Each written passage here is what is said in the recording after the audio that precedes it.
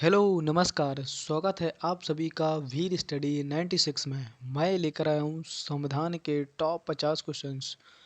तो आइए शुरू करते हैं इस सेशन को दमदार व्याख्या के साथ, है ना। तो पहला क्वेश्चन आप सभी लोगों की स्क्रीन पर देख लेंगे क्या कह रहा है। पहला क्वेश्चन है ना, संविधान सभा की पहली बैठक, है ना, संविधान सभा की प्रथम बैठक कब हुई थी, ऐसा क्वेश्चन पूछा जा रहा है दोस्तों।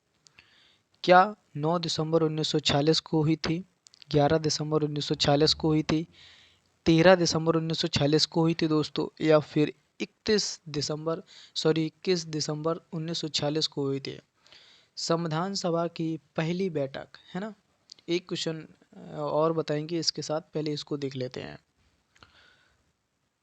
तो जो भी विकल्प ए लोग लगा रहे हैं वो सही है। संविधान सभा की पहली बैठक 9 दिसंबर 1946 को हुई थी, है ना। एक क्वेश्चन और आता है यहाँ से कि इसके अस्थायी अध्यक्ष कौन थे दोस्तों। तो वो थे तुम्हारे सच्चिदानंद सिन्हा साहब। कौन थे? सिन्हा साहब थे, है ना। याद रखने वाली बात है ये कि अस्थायी अध्यक्ष पूछा जाता है कि इस जो बैठक हुई थी पहली बैठक, इसके अध्यक्ष कौन थे, तो सच्चिदानंद सिन्हा साहब थे, है ना। तो अब मैं बता देता हूँ यहीं से कि संविधान सभा का जो विचार था वो सबसे पहले 1934 में एम.एन. राय, है ना, मानवेंद्र नाथ राय, इनका पूरा नाम था एम.एन. राव। मानवेंद्र नाथ राव ने सबसे पहले प्रस्तुत किया था संविधान सभा का विचार, है ना। एक क्वेश्चन यहाँ से बनता है। और संविधान सभा के लिए एक कैबिनेट मिशन आया था 1946 में, है ना, जिसमें 3 लोग थे। PAS याद रखने वाली चीज़ है। संविधान सभा बननी चाहिए किसके अकॉर्डिंग बनी थी ये संविधान सभा, तो कैबिनेट मिशन आया था 1946 में, है ना। याद रख सकते हैं कैबिनेट मिशन। ये क्वेश्चन कई बार पूछा गया है कि किस मिशन के अंतर्गत संविधान सभा का गठन हुआ है, तो कैबिनेट मिशन के आधार पर हुआ है, जिसमें 3 लोग थे। पी से पैथिक लॉरेंस, ए से एलेक्जेंडर और ए से था तुम्हारा स्टीवर्ट क्रप्स, है ना। याद रखने की ट्रिक है ये कि पास, है ना, पास में 3 लोग आ जाएंगे, पैथिक लॉरेंस, एलेक्जेंडर और स्टीवर्ट क्रेप्स। यहाँ से एक क्वेश्चन और पूछा जाता है कि जो कैबिनेट मिशन आया था इसका अध्यक्ष या सचिव कौन था, तो पैथिक लॉरेंस। उम्मीद करता हूँ इतनी चीज़ें समझ में आ रही होंगी। फिलहाल इसका सही उत्तर होगा दोस्तों 9 दिसंबर 1946 को संविधान सभा की पहली बैठक हुई थी, जो कि जिसके अस्थायी अध्यक्ष सच्चिदानंद सिन्हा साहब थे। क्वेश्चन नंबर अगला देख लेते हैं। क्वेश्चन सेकंड क्या कह रहा है समझ लेते हैं। संविधान सभा के अस्थायी अध्यक्ष के रूप में किसे नियुक्त किया गया था। अभी हाल मैंने बताया था संविधान सभा का विचार किसने दिया था दोस्तों, एम.एन. रॉय ने दिया था 1934 में। फिर संविधान सभा का निर्माण कैबिनेट मिशन के आधार पर हुआ था, जिसमें 3 लोग थे, पैथिक लॉरेंस, एलेक्जेंडर और Stewart Cripps. Pethick Lawrence cabinet mission का अध्यक्ष था, है ना। और क्वेश्चन क्या था कि संविधान सभा की पहली बैठक हुई थी 9 दिसंबर 1946 को, जिसके अस्थायी अध्यक्ष कौन थे, तो मैंने बताया था सच्चिदानंद सिन्हा थे।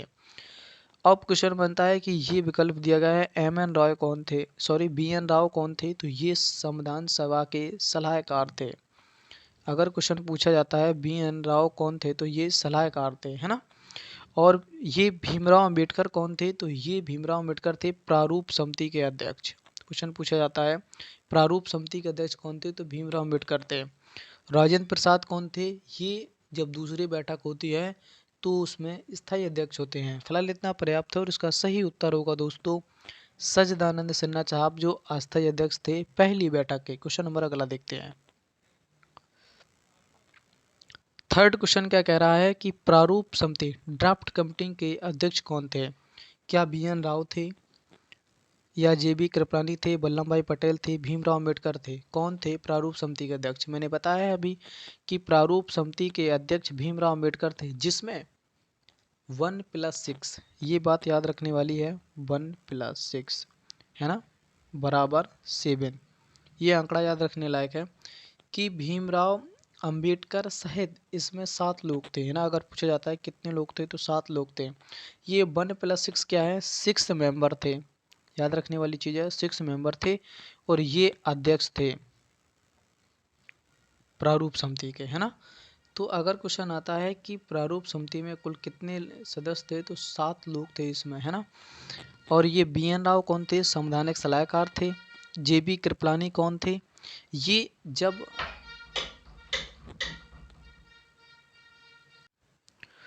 ये JB कृपलानी कौन थे, इसको बता रहा था। JB कृपलानी थे जब भारत आज़ाद हो गया था उस समय 1947 के समय कांग्रेस के अध्यक्ष कौन थे। तो ये क्वेश्चन पूछा जाता है कि स्वतंत्र भारत मतलब स्वतंत्र भारत के समय JB कृपलानी ने ही कांग्रेस की अध्यक्षता की थी। ये भी कई बार क्वेश्चन पूछा गया है ना। कांग्रेस के अध्यक्ष कौन थे, तो JB कृपलानी थे। और क्वेश्चन यहाँ से बनता है कि झंडा समिति के अध्यक्ष कौन थे। झंडा समिति के अध्यक्ष भी तुम्हारे कृपलानी साहब थे, है ना। वल्लभ भाई पटेल कौन थे, यहाँ से क्वेश्चन बनता है। प्रांतीय समिति के अध्यक्ष, प्रांतीय समिति के अध्यक्ष जो तुम्हारे पटेल साहब हैं, वल्लभ भाई पटेल, इन्हें एकता के लिए जाना जाता है ना। क्वेश्चन नंबर इतना पर्याप्त था। फिलहाल इसका सही उत्तर होगा दोस्तों प्रारूप समिति के अध्यक्ष भीमराव अंबेडकर, है ना। क्वेश्चन नंबर अगला देखते हैं। क्वेश्चन क्या कह रहा है समझ लेते हैं। संविधान सभा के स्थायी अध्यक्ष किसे बनाया गया था। भीमराव अंबेडकर को, KM मुंशी को, राजेंद्र प्रसाद को, सच्चिदानंद सिन्हा साहब को। स्थायी अध्यक्ष की बात करते हैं दोस्तों 11 दिसंबर को। 11 दिसंबर को दूसरी बैठक होती है जिसमें डॉक्टर राजेंद्र प्रसाद को स्थायी अध्यक्ष बनाया जाता है।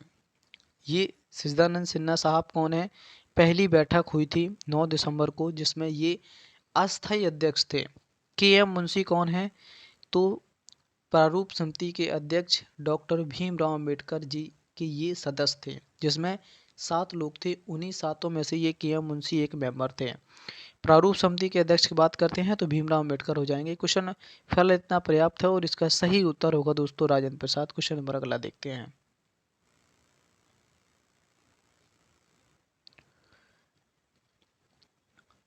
संविधान सभा के अंतिम रूप से संविधान को कब पारित किया गया था, ऐसा क्वेश्चन पूछा जा रहा है ना। अगर एक वर्ड मिलता है दोस्तों, क्या तुम्हें अंगीकृत, एक वर्ड मिलेगा दोस्तों अंगीकृत, है ना। यही वर्ड दोस्तों पेपर में छपता है कि संविधान मतलब जो संविधान सभा था या संविधान था इसको कब अंगीकृत किया गया था, ऐसा क्वेश्चन बनता है। तो इसको याद रखने वाला पॉइंट है ये। तो क्या 26 जनवरी 1950 हो जाएगा, या 15 अगस्त हो जाएगा, या 2 अक्टूबर, या 26 नवंबर 1949। जब ये अंगीकृत की बात करता है दोस्तों, इसका तो सही उत्तर होगा दोस्तों 26 नवंबर 1949। ये 26 जनवरी 1950 क्यों रखा गया था, ये पूर्ण रूप से लागू किया गया था। जब पूर्ण रूप से बात करता है, पूर्ण रूप से लागू की बात करेगा दोस्तों, तब उत्तर होगा अपना 26 जनवरी 1950। जब अंगीकृत की बात करता है दोस्तों, तब उत्तर होगा 26 नवंबर 1949। इस दिन क्या हुआ था दोस्तों, 16 अनुच्छेदों को लागू किया गया था। ये भी कई बार पूछा गया है कितने अनुच्छेद लागू किए गए थे, तो 16 अनुच्छेद लागू किए गए थे। फिलहाल इतना पर्याप्त है दोस्तों और अपना सही उत्तर होगा दोस्तों 26 नवंबर। इसी 26 नवंबर को दोस्तों क्या मनाया जाता है, विधि दिवस मनाया जाता है। ये भी याद रखने वाली चीज़ है। फिलहाल इतना पर्याप्त है और अगला क्वेश्चन देख लेते हैं। क्वेश्चन क्या कह रहा है दोस्तों समझ लेते हैं। भारतीय संविधान किस दिन पूर्णतः लागू किया गया था। देखो पूर्ण रूप से बात आती है, जब आंशिक रूप से और अंगीकृत की बात करता है दोस्तों, तो अपना उत्तर होगा 26 नवंबर 1949। जब पूर्ण रूप से बात करता है, पूरी तरह से बात करता है, तो अपना उत्तर दोस्तों क्या हो जाएगा 26 जनवरी 1950। उम्मीद करता हूँ दोस्तों समझ में आ रहा होगा, चीज़ों को समझ पा रहे होंगे। 26 नवंबर 1949 को बात करते हैं दोस्तों, अंगीकृत की बात करेगा, आंशिक रूप से बात करेगा, है ना। इस समय क्या हुआ था, 16 अनुच्छेद लागू किए गए थे। इतना पर्याप्त है दोस्तों और अपना सही उत्तर होगा दोस्तों 26 जनवरी 1950। क्वेश्चन नंबर अगला देखते हैं। क्वेश्चन अगला क्या कह रहा है कि भारत कब गणतंत्र बना, है ना। गणतंत्र दिवस कब मनाया जाता है, अगर ये पता है तो क्वेश्चन आप कर ले गए होंगे। क्या 15 अगस्त को, या 26 जनवरी 1950 को, है ना। और यही दो में कन्फ्यूजन होगा मुझे लगता है। तो जो भी विकल्प सी लगा रहे हैं सही है दोस्तों। 26 जनवरी 1950 को गणतंत्र दिवस मनाया जाता है। और 26 नवंबर को दोस्तों क्या मनाया जाता है? विधि दिवस मनाया जाता है। 15 अगस्त को स्वतंत्रता दिवस मनाया जाता है। इतनी बातें समझ पा रहे होंगे तो इसका सही उत्तर होगा दोस्तों सी। क्वेश्चन नंबर अगला देखते हैं। क्वेश्चन क्या कह रहा है कि भारतीय संविधान के किस भाग को आत्मा की संज्ञा दी गई है? आत्मा से दोस्तों 2% बनते हैं, समझ लेते हैं कैसे कैसे, है ना। क्या मूल अधिकार या संवैधानिक उपचारों का अधिकार या प्रस्तावना या संशोधन, है ना। किसको समझ लेते हैं। अगर अनुच्छेद की बात करता है, अगर भीमराव अम्बेडकर की बात करता है तो अपना उत्तर बदल जाएगा दोस्तों। अगर किसी की भी बात नहीं करता है, वैसे ही पूछा है जैसे ये क्वेश्चन है कि संविधान के किस भाग को आत्मा कहा जाता है, तब उत्तर होगा दोस्तों प्रस्तावना। समझ लेते हैं, यहाँ 2 क्वेश्चन है। दूसरा क्वेश्चन समझ लेंगे दोस्तों कैसे पूछा जाएगा। भीमराव अंबेडकर के अनुसार, है ना, क्वेश्चन पूछा जाएगा डॉक्टर BR अम्बेडकर के अनुसार किसे आत्मा के रूप में जाना जाता है? तो संवैधानिक उपचारों का अधिकार, है ना, इसको जाना जाता है। उसका दोस्तों अनुच्छेद होगा दोस्तों अनुच्छेद 32, है ना। चीज़ों को समझ रहे होंगे, बड़े ही आसानी से भाषा में दोस्तों बता रहा हूँ।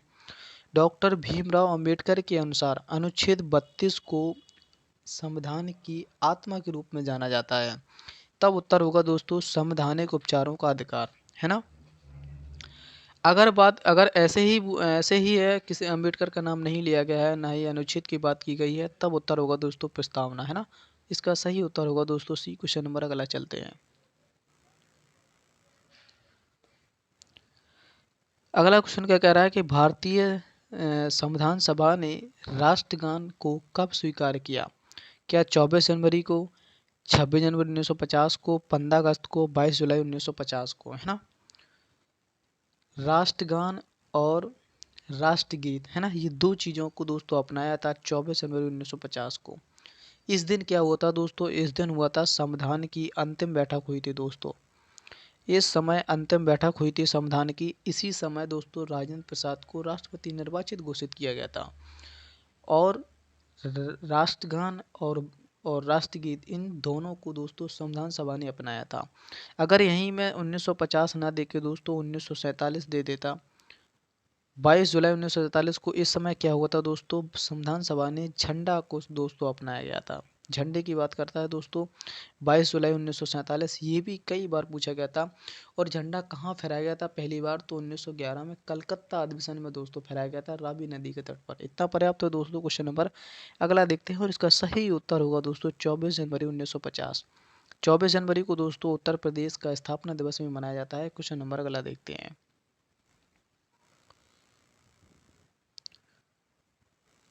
क्वेश्चन नंबर 10 देख लेंगे क्या कह रहा है। भारतीय नागरिकों को प्राप्त मूल अधिकारों की संख्या कितनी है ना।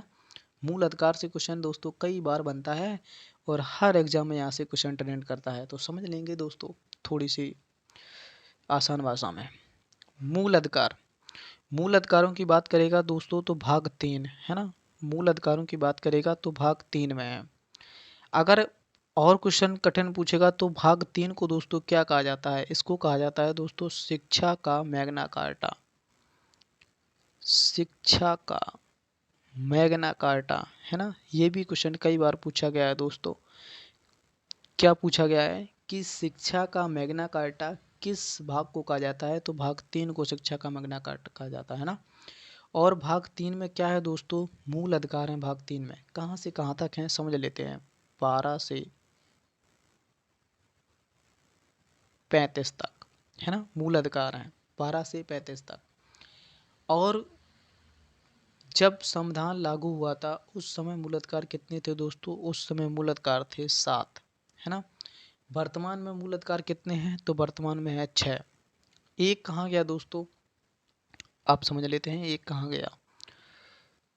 अनुच्छेद 31 को, अनुच्छेद 31 को खत्म कर दिया गया दोस्तों।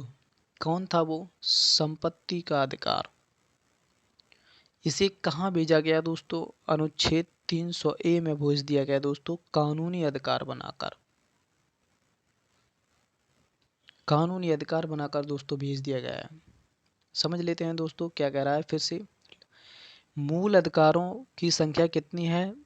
मूल समाधान में 7 थे, इसको 1 खत्म कर दिया गया, तो वर्तमान में कितने बचते हैं दोस्तों? 6। 44वां संविधान संशोधन के तहत दोस्तों 44वां संविधान संशोधन के तहत 1976 में एक अनुच्छेद को हटा दिया गया है दोस्तों, और क्या कर दिया गया है उसको? संपत्ति का अधिकार। 76 नहीं है दोस्तों,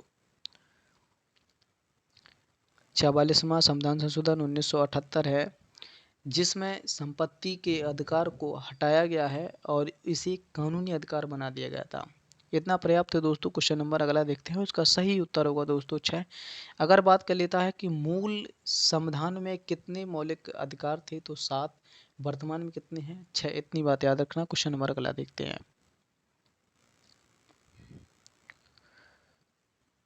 क्वेश्चन क्या कह रहा है, समझ लेते हैं।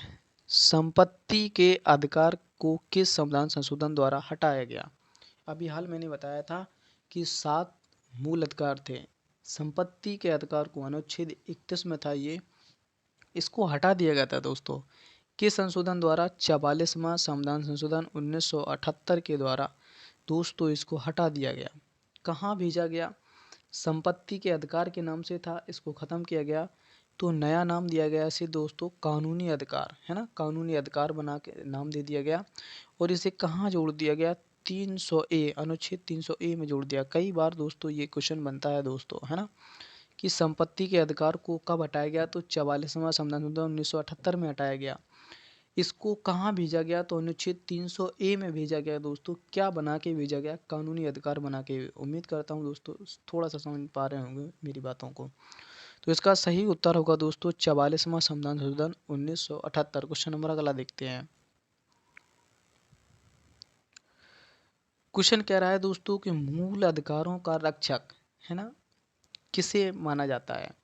मूल अधिकारों की रक्षा दोस्तों कौन करता है? क्या सर्वोच्च न्यायालय, उच्च न्यायालय, या आ बा दोनों, या संसद, है ना। मूल अधिकारों का जो रक्षा है या संरक्षक है किसे माना जाता है? तो इसका सही उत्तर होगा दोस्तों सर्वोच्च न्यायालय, है ना। कई किताबों में दोस्तों ए और बी दोनों हैं, इसको स्टार लगा लें, आप कंफर्म कर सकते हैं। मेरे हिसाब से दोस्तों सर्वोच्च न्यायालय होगा इसकी जो मूल अधिकारों की रक्षा करता है ना। तो क्वेश्चन नंबर अगला देख लेते हैं।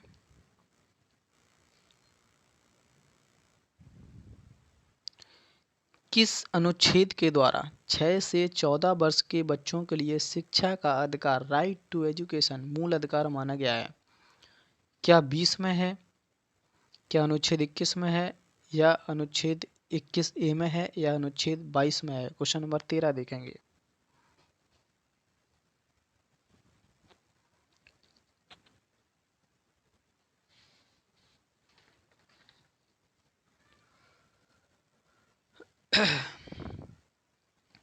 तो जो भी साथी विकल्प सी लगा रहे हैं इसका सही उत्तर होगा दोस्तों 21A, है ना। अब समझ लेते हैं दोस्तों अनुच्छेद 20 में क्या है। अनुच्छेद 20 में है तुम्हारा दो सिद्धि के बारे में। ये भी कई बार क्वेश्चन पूछा गया है कि दो सिद्धि के बारे में कौन सा आर्टिकल होता है। दो सिद्धि के बारे में अनुच्छेद 21 क्या कहता है? जीवन जीने का अधिकार। अनुच्छेद 22 क्या कहता है? गिरफ्तारी के बारे में। कोई भी राजपत्रित अधिकारी या पुलिस कर्मचारी आपको पकड़ ले जाता है दोस्तों, तो कारण आप पूछ सकते हैं किसके मतलब अकॉर्डिंग मुझे पकड़ा गया है, और 24 घंटे के अंदर उसे दोस्तों मजिस्ट्रेट के समक्ष पेश किया जाएगा। यहाँ से दोस्तों ये क्वेश्चन और बनता है कि क्या जब उसे पकड़ा जाएगा तो क्या 24 घंटे के समय को जोड़ा जाएगा? बिल्कुल नहीं दोस्तों, यात्रा का समय दोस्तों नहीं जोड़ा जाता है। कई बार यहाँ से भी क्वेश्चन बना है कि यात्रा का समय जुड़ता है दोस्तों, नहीं, कदापि नहीं जुड़ेगा दोस्तों, याद रखने वाली चीज़ है। क्वेश्चन नंबर अगला देखते हैं। फिलहाल दोस्तों इसका जो सही उत्तर होगा दोस्तों अनुच्छेद 21A। क्वेश्चन नंबर अगला देखते हैं।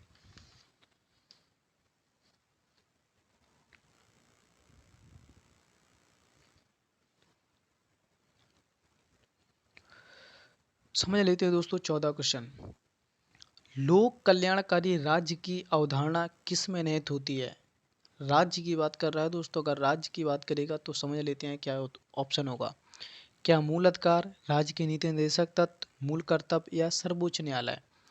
राज्य की अवधारणा, है ना, राज्य की बात करता है दोस्तों को राज्य के नीति निर्देशक तत्व इसकी अवधारणा को समझ पाएंगे।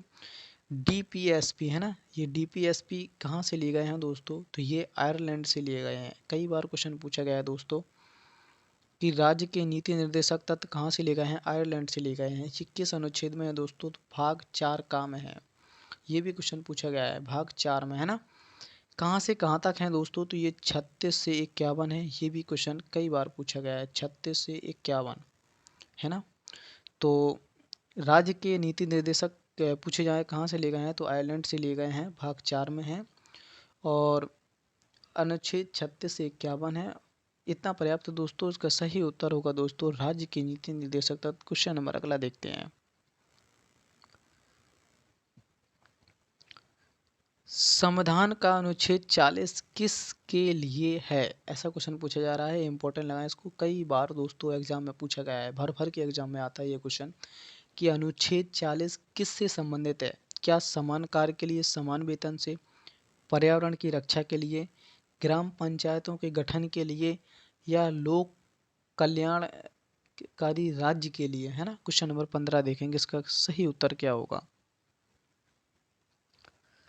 तो आप सभी लोग कर ले गए होंगे, मुझे ऐसी आशा है, क्योंकि ये बेहद ही सरल और कई बार छपने वाला प्रश्न है दोस्तों। ये समान कार्य के लिए समान वेतन दोस्तों, ये आर्टिकल 14 बात करता है समानता का अधिकार। पर्यावरण की रक्षा करना है दोस्तों, ये अनुच्छेद 48 बात करता है। अनुच्छेद 48 में ऐसा कहा गया है कि हर व्यक्ति का कर्तव्य होगा दोस्तों पर्यावरण की रक्षा करना। ग्राम पंचायतों का गठन दोस्तों, यही उसका सही उत्तर हो जाएगा दोस्तों।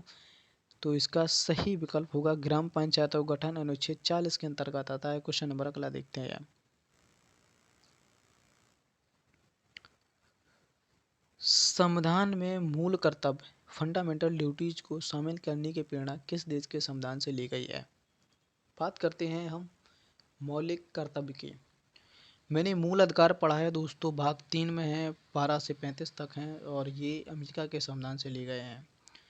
12 से 35 हैं। 36 से 51 तक दोस्तों हमारे डीपीएसपी हैं, जो आयरलैंड के संविधान से लिए गए हैं, है ना। अब बात कर लेते हैं हम दोस्तों मौलिक कर्तव्य की, है ना। ये कितने हैं समझ लेते हैं। मौलिक कर्तव्य, है ना, ये संविधान में नहीं थे। जब संविधान दोस्तों बना था इस समय मौलिक कर्तव्य नहीं थे।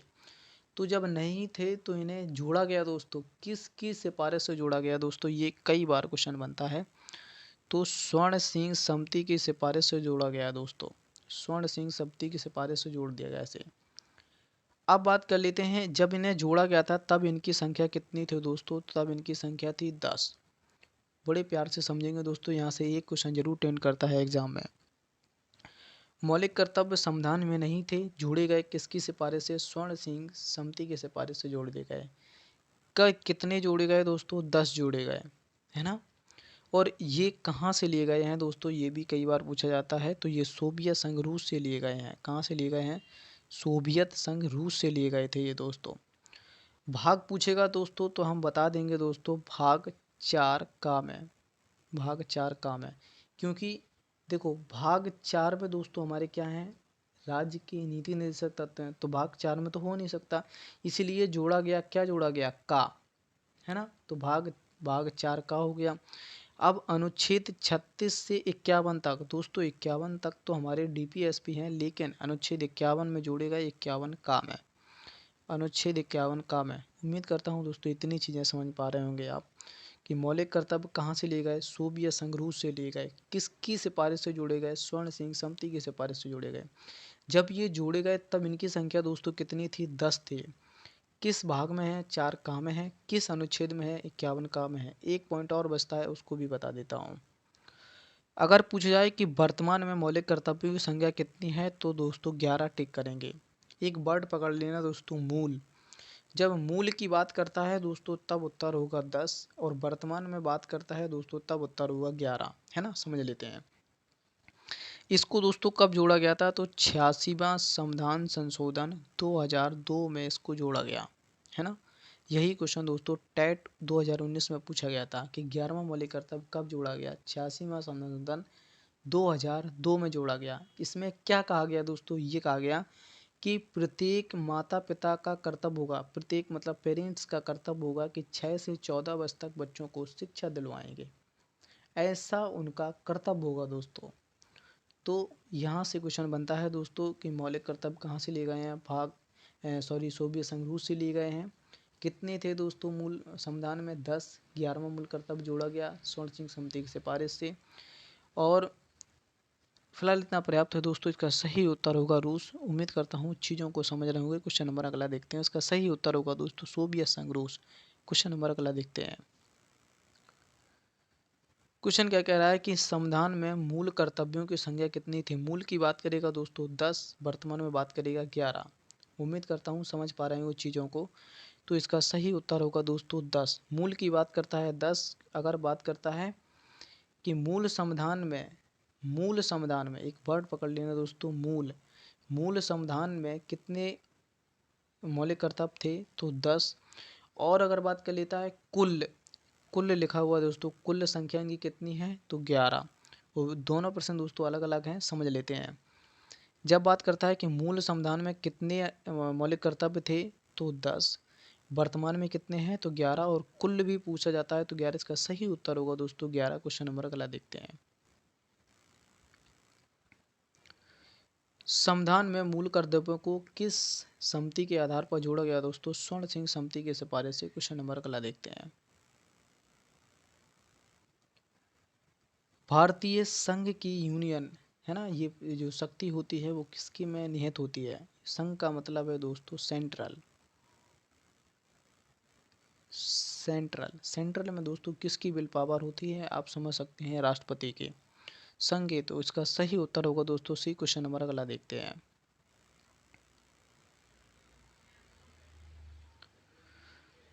राष्ट्रपति के निर्वाचक मंडल में कौन कौन शामिल होता है? एक क्वेश्चन दोस्तों राष्ट्रपति से जरूर ट्रेंड करता है एग्जाम में। संसद के दोनों सदनों के सदस्य, राज्यों की विधानसभाओं के निर्वाचित सदस्य। क्या संसद के दोनों सदनों के निर्वाचित सदस्य, या राज्यों की विधानसभा एवं विधान परिषदों के निर्वाचित सदस्य, या संसद के दोनों निर्वाचित सदस्य, या राज्यों की विधानसभाओं के निर्वाचित सदस्य, या संसद के दोनों निर्वाचित सदस्य? तो इसका सही उत्तर होगा दोस्तों सी। संसद के दोनों निर्वाचित सदस्य और विधानसभाओं के निर्वाचित सदस्य दोस्तों राष्ट्रपति के चुनाव में भाग लेते हैं, है ना। चुनाव इसका कैसे होता है?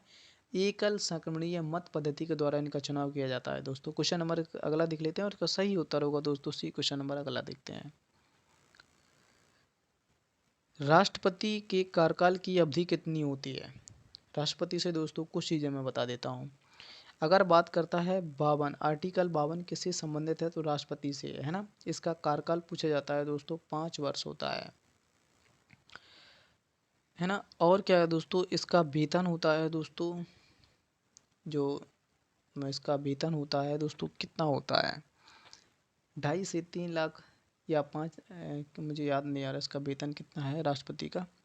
जो भी वेतन होता हो दोस्तों 2.5 से 3 लाख, है ना, 5 लाख या जो भी है। हम्म, तो तो इसका जो वेतन होता है दोस्तों, यहाँ से क्वेश्चन बनता है कि आयकर से मुक्त होता है दोस्तों, इनकम टैक्स से मुक्त होता है ना। 2.5 लाख शायद इसका वेतन है। और इसका जो कार्यकाल पूछा गया है दोस्तों, ये हो जाएगा दोस्तों 5 वर्ष। और एक बात और होती है, इसके लिए जो न्यूनतम आयु होती है वो 35 वर्ष होती है।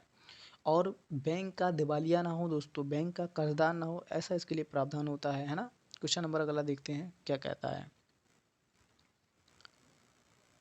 राष्ट्रपति का चुनाव दोस्तों कैसे होता है? क्वेश्चन नंबर अगला देखते हैं। राष्ट्रपति पद के लिए चुनाव कैसे होता है? Election method of president of India अनुपातिक होता है, एकल होता है, अप्रत्यक्ष होता है। ये सभी चीज़ें दोस्तों सही होंगी। अप्रत्यक्ष भी होगा, एकल संक्रमणीय होगा, अनुपातिक भी होगा। क्वेश्चन नंबर इसका सही हो जाएगा दोस्तों विकल्प डी। क्वेश्चन नंबर अगला देखते हैं।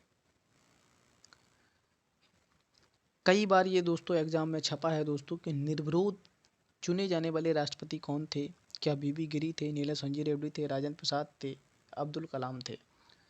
तो जो निर्विरोध जो राष्ट्रपति चुने गए थे दोस्तों भी नीलम संजीव रेड्डी थे। और इनसे दोस्तों एक क्वेश्चन बनता है कि 2 बार मतगणना, है ना, द्वितीय द्वितीय मतगणना, है ना, द्वितीय मतगणना मतलब 2 बार मतगणना किनके समय हुई थी दोस्तों? बीबी गिरी के समय हुई थी। ये भी कई बार क्वेश्चन पूछा गया है। निर्विरोध, नीलम संजीव रेड्डी। क्वेश्चन नंबर अगला देखते हैं। राष्ट्रपति पर महाभियोग का आरोप किस सदन में लगाया जाता है दोस्तों? पहले तो ये बता दें, इसका आर्टिकल कई बार पूछा गया है। अनुच्छेद 61 में दोस्तों महाभियोग इम्पीचमेंट का उल्लेख है, अनुच्छेद 61 में, है ना। यह किसी भी सदन में लाया जा सकता है दोस्तों, चाहे लोकसभा में लाया जाए या राज्यसभा में लाया जाए। इसके लिए एक क्वेश्चन और पूछा जाता है कि जब राष्ट्रपति पर महाभियोग लगता है तो कितने दिन पूर्व सूचना देनी पड़ती है दोस्तों राष्ट्रपति को? तो यह भी कई बार ट्रेंडिंग क्वेश्चन बनता है। तो 14 दिन पूर्व, है ना। 14 दिन दोस्तों पूर्व इसकी सूचना देनी पड़ती है। अनुच्छेद 61 के तहत महाभियोग प्रक्रिया का उल्लेख है, इम्पीचमेंट का उल्लेख है राष्ट्रपति पर। 14 दिन पूर्व सूचना देनी पड़ती है और इसके लिए जो प्रस्ताव होता है दोस्तों किसी भी सदन में लाया जा सकता है, चाहे लोकसभा या राज्यसभा।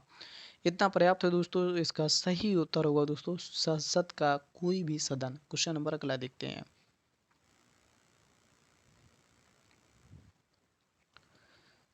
भारतीय सेनाओं का सर्वोच्च सेनापति दोस्तों कौन होता है? तो राष्ट्रपति होता है सर्वोच्च सेनाओं का राष्ट्रपति, या प्रधानमंत्री, थल सेना या रक्षा मंत्री। इसका सही उत्तर होगा दोस्तों राष्ट्रपति।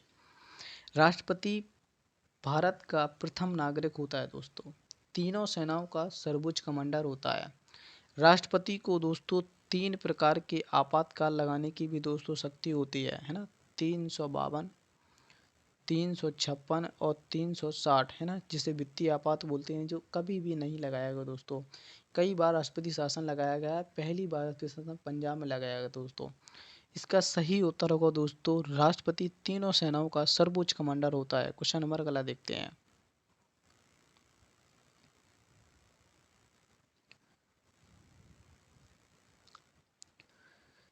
भारतीय संविधान के अनुसार संघ की कार्यपालिका की जो शक्ति होती है किस में नियत होती है? राष्ट्रपति में, प्रधानमंत्री में, मंत्रिमंडल में, इनमें से कोई नहीं या इनमें से सभी। तो संघ की कार्यपालिका की शक्ति दोस्तों किस में नियत होती है? क्वेश्चन नंबर 26 देखेंगे। तो इसका सही उत्तर होगा दोस्तों राष्ट्रपति। यहाँ से दोस्तों मैं 2 प्रश्न बताता हूँ दोस्तों, कई बार पूछा जाता है। लोकसभा और मंत्रिपरिषद। कई बार दोस्तों बदल बदल के क्वेश्चन पूछा जाता है कि लोकसभा सामूहिक रूप से किसके प्रति उत्तरदायी होती है? तो मंत्रिपरिषद के, है ना। कई बार पूछा जाता है कि मंत्रिपरिषद किसके प्रति उत्तरदायी होती है? तो लोकसभा के प्रति, है ना। दोनों चीज़ें याद रखने वाली हैं दोस्तों कि सामूहिक रूप से मंत्रिपरिषद किसके प्रति उत्तरदायी होती है? तो लोकसभा के प्रति। और अगर ऐसा क्वेश्चन पूछा जाता है कि लोकसभा सामूहिक रूप से किसके प्रति उत्तरदायी होती है? तो मंत्रिपरिषद के, है ना। ये दोनों अपोजिट हैं, एक दूसरे के पूरक हैं। क्वेश्चन नंबर देख लेते हैं। इसका सही उत्तर होगा दोस्तों राष्ट्रपति, जो संघ की कार्यपालिका का अध्यक्ष होता है। क्वेश्चन नंबर अगला देखते हैं। उपराष्ट्रपति के निर्वाचक मंडल में कौन शामिल है? अगर उपराष्ट्रपति का आर्टिकल पूछता है दोस्तों तो अनुच्छेद 63 हो जाएगा। ये दोस्तों राज्यसभा का पदेन सभापति होता है। राज्यसभा का पदेन सभापति होता है दोस्तों, जिसका कार्यकाल दोस्तों कई बार पूछा जाता है। तो 6 ईयर होता है, 6 वर्ष। राष्ट्रपति का कार्यकाल दोस्तों कितना होता है? 5 साल होता है। सिर्फ राज्यसभा का सदस्य या लोकसभा का सदस्य या राज्यसभा लोकसभा के सदस्य या राज्यसभा लोकसभा के निर्वाचित सदस्य। क्वेश्चन नंबर 27 देखेंगे दोस्तों। तो इसका सही उत्तर होगा दोस्तों सी, राज्यसभा और लोकसभा के सदस्य दोस्तों इसके चुनाव में भाग लेते हैं। क्वेश्चन नंबर अगला देखेंगे, इसका सही उत्तर होगा दोस्तों सी। क्वेश्चन नंबर अगला देखते हैं। राष्ट्रपति राज्यसभा की कितने सदस्यों को मनोनीत करता है दोस्तों? मनोनीत की बात करते हैं दोस्तों, समझ लेते हैं। राज्यसभा में पूछ रहा है क्या 12, 15, 14 या 2, है ना। तो राष्ट्रपति राज्यसभा में दोस्तों 12 लोगों को मनोनीत करता है और लोकसभा में दोस्तों 2 लोगों को मनोनीत करता है। लोकसभा में दोस्तों 2 लोगों को मनोनीत करता है ना। अगर बात कर लेते हैं हम कुल कितने लोगों को राष्ट्रपति मनोनीत करता है, तो 12 दो कितना हो जाएगा दोस्तों 14। लेकिन ये एग्जाम में नहीं पूछा जाता, लेकिन फिर भी मैं बता दे रहा हूँ। अगर एग्जाम में आ जाता है कि राष्ट्रपति कुल कितने लोगों को मनोनीत करता है, तो 14 लोगों को मनोनीत करता है ना। और अगर अलग अलग पूछता है कि राज्यसभा में कितने करता है, तो 12, लोकसभा में कितने करता है, 2, है ना। क्वेश्चन नंबर अगला देख लेते हैं दोस्तों, और इसका सही उत्तर होगा दोस्तों राज्यसभा से। क्वेश्चन एक विकल्प ए सही हो जाएगा। क्वेश्चन नंबर अगला देखते हैं। भारतीय संसद के ऊपरी सदन किसे कहा जाता है? क्या लोकसभा को, राज्यसभा को, या विधानमंडल को, या फिर मंत्रिमंडल को, है ना। समझ लेते हैं इसको।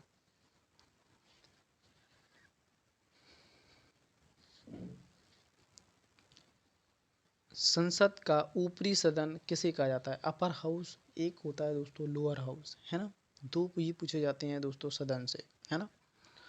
तो पूछा गया है निम्न सदन, इसको ऊपरी सदन, या इसे अपर हाउस, या उच्च सदन। इसे एक नाम और दिया गया है दोस्तों, उच्च सदन, है ना। अगर बात कर लेगा ऊपरी सदन या उच्च सदन किसे कहा जाता है दोस्तों, तो ये हो जाएगा दोस्तों राज्यसभा, है ना। अगर क्वेश्चन दोस्तों तुमसे पूछा जाता है लोकसभा से, है ना, निम्न सदन, निम्न सदन दोस्तों पूछा जाए, या इसे लोअर हाउस पूछा जाए, या इसे लोगों की सभा पूछी जाए, है ना, तो उत्तर हो जाएगा दोस्तों लोकसभा। जिसे निम्न सदन और लोअर हाउस और लोगों का हाउस, है ना, लोगों का घर किसे कहा जाता है? लोकसभा को कहा जाता है। लोकसभा के पहले जो अध्यक्ष थे वो जीवी मावलंकर थे दोस्तों, ये भी याद रखने वाली है। अगर राज्यसभा का आर्टिकल पूछता है दोस्तों 80 हो जाएगा, और लोकसभा का आर्टिकल पूछता है दोस्तों 81 हो जाएगा। ये भी चीज़ें याद करने वाली हैं। क्वेश्चन नंबर फिलहाल इतना पर्याप्त है। इसका सही उत्तर होगा दोस्तों राज्यसभा, जो कि ऊपरी सदन के नाम से जाना जाता है। क्वेश्चन नंबर अगला देखते हैं।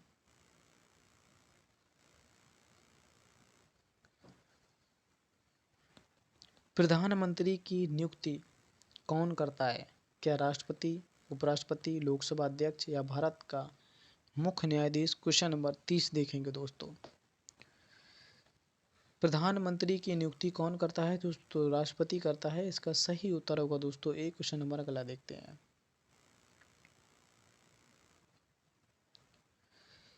यदि प्रधानमंत्री या कोई अन्य मंत्री सदन का सदस्य नहीं है, कोई सदस्य नहीं है दोस्तों, तो पद पर बने रहने के लिए कितने दिनों के अंदर सदन का सदस्य बनना आवश्यक है?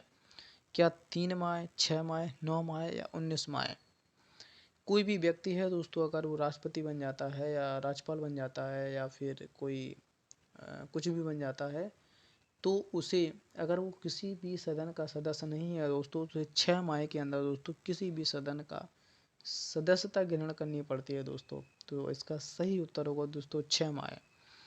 और एक क्वेश्चन और पूछा गया था दोस्तों, कोई भी व्यक्ति, मंत्री, संतरी, या फिर राज्यपाल, जो भी है सदन का नेता, कितने दिन तक अनुपस्थित रहता है दोस्तों? सदन में जाता ही नहीं है दोस्तों कभी, कितने दिन तक रहता है सदन से बाहर, तो उसकी सदस्यता को निरस्त कर दिया जाएगा दोस्तों। तो इसका उत्तर होगा दोस्तों 60 दिन।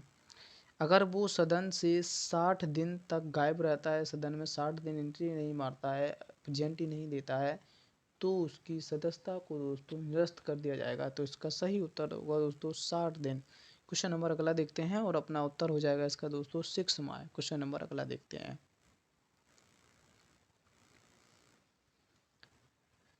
मंत्रिपरिषद सामूहिक रूप से किसके प्रति उत्तरदायी होती है दोस्तों? मैंने बताया था दोस्तों मंत्रिपरिषद और लोकसभा, है ना। मंत्रिपरिषद और लोकसभा ये दोनों इसके पूरक थे दोस्तों, मैंने बताया था। लोकसभा, अब मंत्रिपरिषद पूछी गई है, लोकसभा के प्रति उत्तरदायी होगी। कभी कभी लोकसभा पूछी जाती है, किसके प्रति उत्तरदायी होती है? तो मंत्रिपरिषद के, है ना। तो ये दोनों मैंने पहले ही बता दिया था कि दोस्तों मंत्रिपरिषद किसके प्रति उत्तरदायी होती है? तो लोकसभा के प्रति उत्तरदायी होती है। और लोकसभा सामूहिक रूप से किसके प्रति उत्तरदायी होती है? तो मंत्रिपरिषद की। दोनों दोस्तों, तो अपना विकल्प हो जाएगा दोस्तों सी। इसका आर्टिकल पूछता है दोस्तों, इसका आर्टिकल हो जाएगा 81। राज्यसभा का आर्टिकल पूछेगा तो दोस्तों 81, है ना। सही उत्तर होगा दोस्तों लोकसभा। क्वेश्चन नंबर अगला देखते हैं।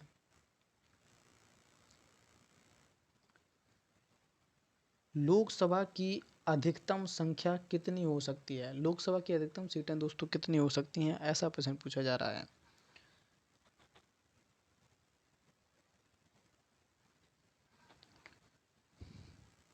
पाँच सौ 552 है ना, ये डेट तुम्हें याद रखनी है। 545 और 552 है ना। अब समझ लेते हैं मैंने ये कैसे क्यों लिखा है। अगर पूछता है लोकसभा की वर्तमान में सीटें कितनी हैं तो 545, अधिकतम सीटें दोस्तों कितनी हो सकती हैं तो 552। समझ पा रहे हैं वो दोस्तों मैंने ऐसा क्यों लिखा है। वर्तमान में कितनी सीटें हैं 545, अधिकतम कितनी है 552। उत्तर ऑप्शन में है दोस्तों 552। इसका सही उत्तर हो जाएगा दोस्तों डी। क्वेश्चन नंबर अगला देखते हैं। राज्यसभा की अधिकतम संख्या दोस्तों कितनी हो सकती है? 245 और 250 है ना।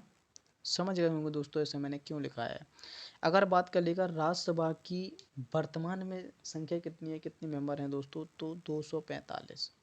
वर्तमान की बात करेगा 245, अधिकतम की बात करेगा दोस्तों 250 और विकल्प में भी है दोस्तों सी। का सही उत्तर होगा दोस्तों 250। क्वेश्चन नंबर अगला देखते हैं। किसी विधेयक को धन विधेयक या ये वित्त विधेयक है या धन विधेयक है, ऐसा निर्णय दोस्तों कौन करता है? एक विधेयक जाता है दोस्तों सदन में, कौन समीक्षा करता है उसकी कि ये वित्त विधेयक है या ये धन विधेयक है, ऐसा प्रश्न पूछा जा रहा है। क्या राष्ट्रपति निर्णय लेता है या लोकसभा अध्यक्ष निर्णय लेता है या प्रधानमंत्री निर्णय लेता है या राज्यसभा की समिति निर्णय लेता है दोस्तों? तो इसका सही उत्तर होगा दोस्तों बी। लोकसभा अध्यक्ष दोस्तों देखता है कौन धन विधेयक है या कौन वित्त विधेयक है या कौन धन विधेयक है ना। धन विधेयक की बात करेंगे दोस्तों अनुच्छेद 110 और ये हो जाएगा शायद 112 है ना। ये धन विधेयक और वित्त विधेयक से संबंधित है दोस्तों। क्वेश्चन नंबर अगला देखते हैं। इसका सही उत्तर हो जाएगा दोस्तों धन विधेयक की बात करता है तो लोकसभा अध्यक्ष। क्वेश्चन नंबर अगला देखते हैं।